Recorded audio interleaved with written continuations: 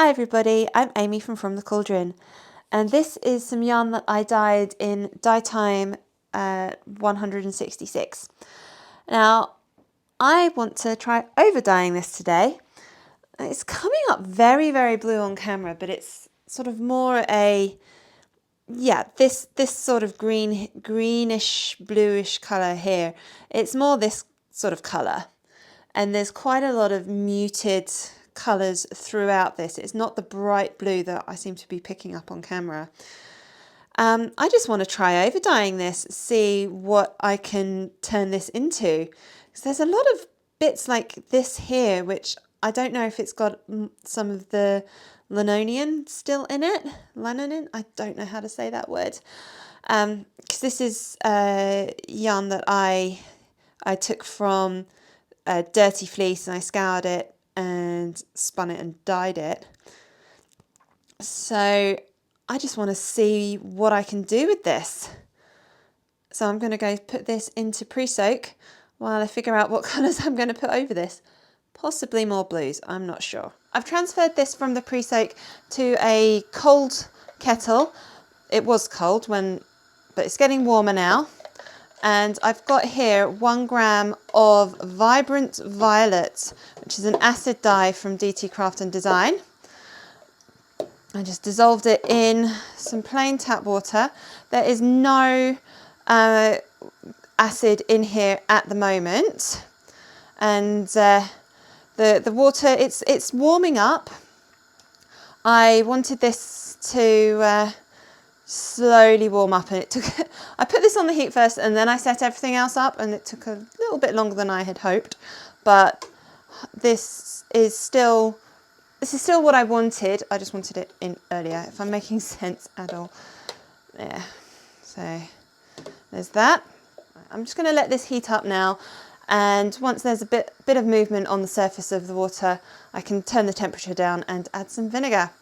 I'm hoping that this will produce a nice sort of tonal yarn, as even colour coverage as possible, considering that the colour underneath this dye is not even.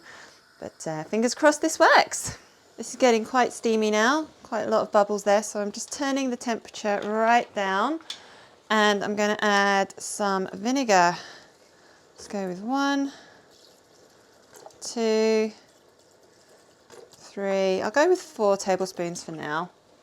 I haven't measured out how much water I've put in this kettle, and I did, when I weighed out the dye, I did have gloves on, and I did wear my mask, and all the equipment here is dedicated for dyeing. That is a beautiful colour already. I really hope that this is going to set to the yarn now. So I'm going to leave this, I'm going to cover it up and leave it for probably at least 20 minutes. I'll come back in and check at 20 minutes to see how it's going, see if I need to add any more vinegar. Okay, this has been on the heat for 20 minutes now, and there still is colour in that water. But this yarn is beautiful colour. I'm really happy with this. So I'm going to add a bit more vinegar and leave it for probably another 20-30 minutes.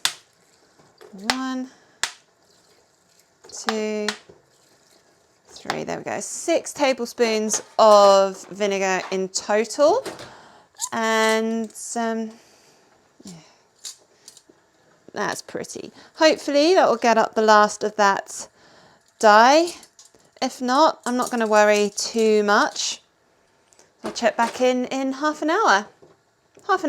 20 minutes-ish. So this has been sitting on the heat for an extra 30 minutes, and it does look like all of that dye is in the yarn, which I'm super happy about. I did have a little check at about the 10-minute mark, and it looks like the water had cleared then, so I just thought I'd leave it for a little bit longer. Leave it for the 30 minutes, and then I'll come check again. So I'm really happy with this. Take this off the heat, let it cool down, and then I can wash it. Right, this has completely cooled down now. So let's wash my yarn, and it looks like all the colour is in the yarn, which is fantastic. So This is just cold tap water with a little bit of washing up liquid.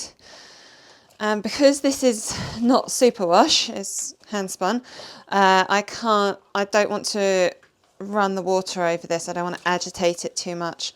But it doesn't look like there is any bleeding either, which again, I'm so happy with. So I'm just going to give this a few rinses and then I can hang it out to dry. I love it when it's this easy to wash my yarns. And here is my finished yarn. Now this is actually pretty solid. I haven't really noticed any patches in this as such. And considering the base colour was not a solid colour, I think that's pretty good. I wasn't against having a tonal skein of yarn, but I'm really happy that it's as solid as it is. And there were some bits on this that weren't originally dyed. Some of these sort of fluffier bits that I'm guessing I hadn't fully washed properly. But looking through this, there aren't any patches that don't have dye on this time round. So again, so happy with that.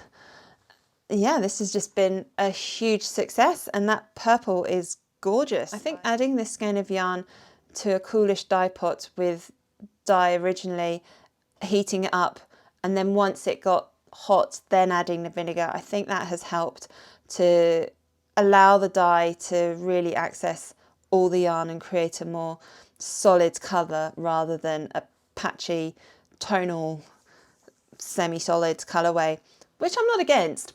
I'm just, it wasn't particularly what I was going for with this. And I think this is the most solid skein of yarn that I have ever dyed. What do you think of this yarn? Let me know down in the comments.